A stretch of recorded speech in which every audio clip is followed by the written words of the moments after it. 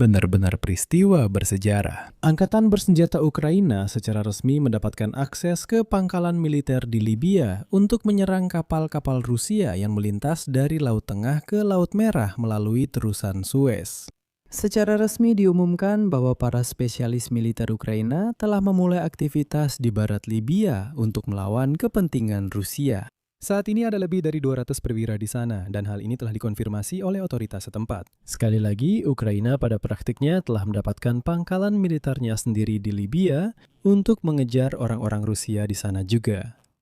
Sebagai imbalannya, Ukraina akan memberikan pelatihan di bidang drone dan investasi untuk tentara Libya. Dan inilah beritanya. Tepat dari Libya, militer Ukraina bisa saja melancarkan serangan terhadap 2 kapal Rusia dari armada bayangan di Laut Mediterania. Sekarang kita akan membahas insiden-insiden ini. Dan jangan lupa tentang perjanjian pertahanan Ukraina dengan negara-negara Teluk Persia. Secara umum, dulu orang Rusia menempatkan pasukan mereka di Afrika dan Timur Tengah. Sekarang, orang Rusia perlahan-lahan diusir dari sana. Dan Angkatan Bersenjata Ukraina pada dasarnya mendapatkan kehadiran militernya sendiri di wilayah ini. Nama saya Alexei Pici. Mari kita bahas topik ini bersama-sama. Namun sebelum kita mulai episode ini, saya mohon dukungan Anda untuk channel YouTube ini melalui donasi, langganan, atau menjadi sponsor. Jadi, jika Anda menganggap kerja kami di channel ini itu penting, menarik, dan diperlukan, Anda bisa mendukung channel ini secara finansial. Semua tautan dan detail tentang cara melakukannya ada di deskripsi video ini. Di sana tertulis, dukung channel Alexei Pici. Silakan pilih format yang paling nyaman untuk Anda. Saya akan sangat berterima kasih atas dukungan apapun. Dan jangan lupa berlangganan kanal Telegram Pici News. Linknya juga ada di deskripsi.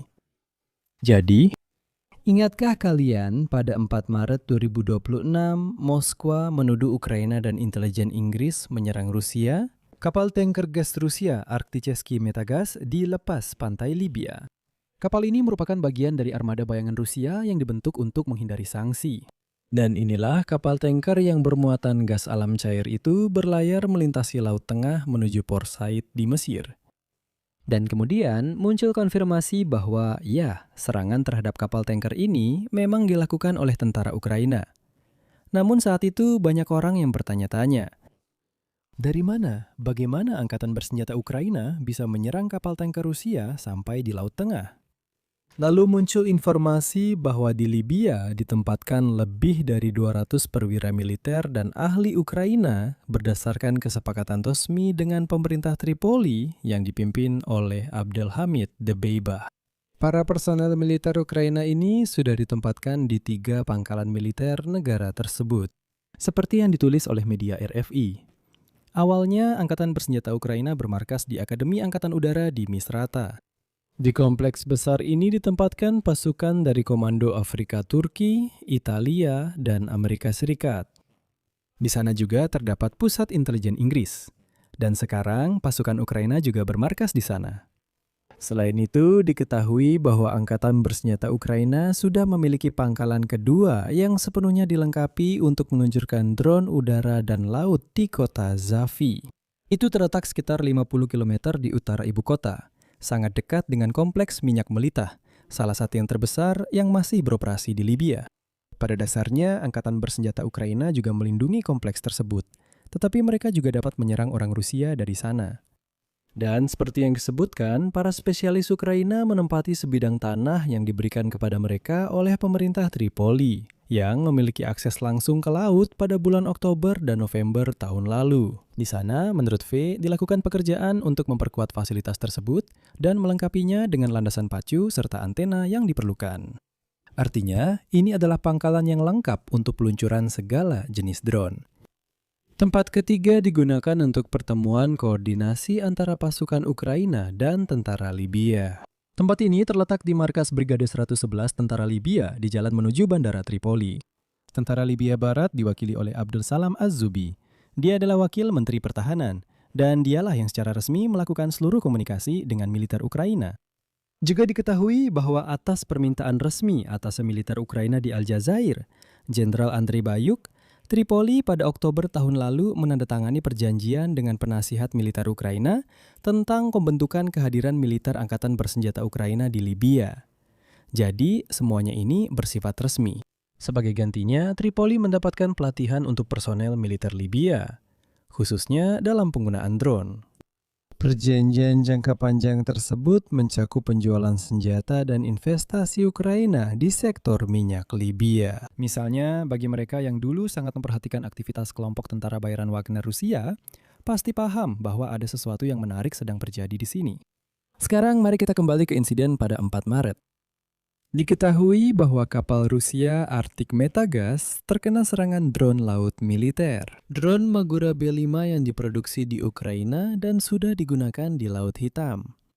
Diluncurkan dari pangkalan Militah, tempat tentara Ukraina ditempatkan, drone tersebut pertama-tama menghantam ruang mesin yang dengan cepat terisi air, membuat kapal Rusia tidak bisa bergerak. Lucunya, Rusia saat itu menyebut serangan drone terhadap kapal tanker Rusia Arctic Metagas di Laut Tengah sebagai terorisme internasional dan menuduh Ukraina sebagai pelakunya.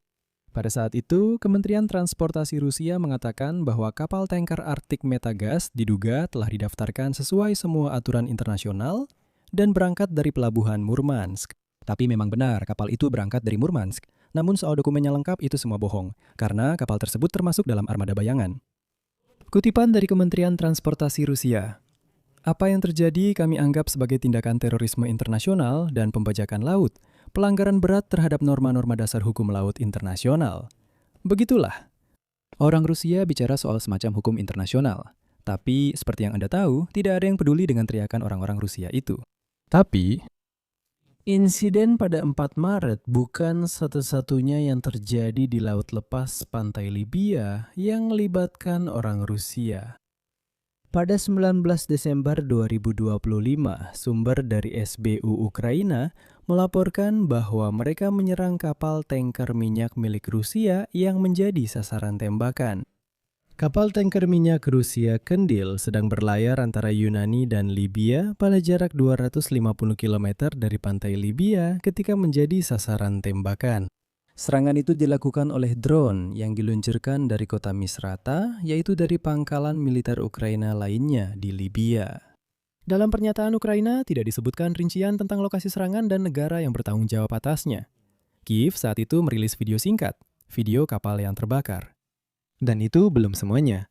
Pada bulan Januari tahun ini, proyek Rusia, Pusat Dosier, dan perusahaan televisi Norwegia NRK juga menerbitkan sebuah investigasi yang menyatakan bahwa di atas kapal tanker Kendil terdapat perwakilan dari PMC Wagner dan intelijen Rusia GRU yang secara formal bekerja sebagai penjaga.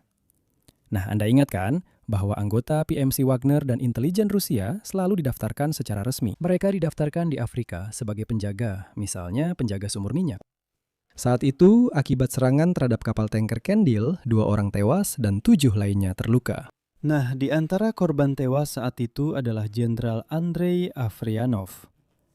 Dia adalah pejabat tinggi intelijen Rusia. Nah, dalam situasi ini, Presiden Ukraina Volodymyr Zelensky mengatakan bahwa para spesialis Ukraina setelah dimulainya perang antara Amerika Serikat dan Israel dengan Iran juga dikirim ke negara-negara di Teluk Persia. Mereka sudah terlibat dalam memperkuat pertahanan negara-negara tersebut. Awalnya, ini tentang menganalisis sistem pertahanan dan menyiapkan solusi untuk menghadapi kemungkinan serangan. Menurutnya, pada awalnya para ahli Ukraina menilai tingkat keamanan fasilitas-fasilitas tersebut dan menentukan perubahan apa saja yang diperlukan. Saat ini, kerjasama telah memasuki tahap berikutnya, di mana kedua belah pihak menyepakati langkah-langkah konkret untuk memperkuat pertahanan. Zelensky menegaskan bahwa yang dimaksud bukan hanya sistem pertahanan udara, tetapi juga perlindungan fisik, fasilitas, dan pengaturan logistik. Setelah evaluasi selesai, para spesialis Ukraina dapat melanjutkan untuk melatih mitra asing, artinya seperti yang terjadi di Libya. Dan di sini ada 2 format yang disiapkan.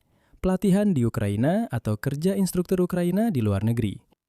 Presiden Zelensky juga menambahkan bahwa kerjasama ini bersifat jangka panjang dan direncanakan selama 10 tahun. Pada saat yang sama, arah hubungan dan interaksi dapat berubah tergantung pada kebutuhan mitra. Secara khusus, ini berkaitan dengan kemungkinan pengiriman persenjataan termasuk drone laut.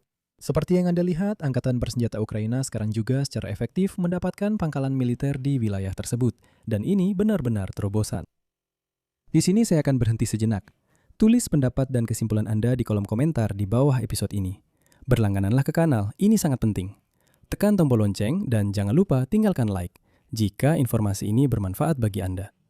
Anda dapat mendukung kerja kanal YouTube ini dengan donasi Anda, misalnya melalui kode QR di layar Anda atau melalui tautan di deskripsi video ini. Itu saja, jaga diri Anda. Sampai jumpa.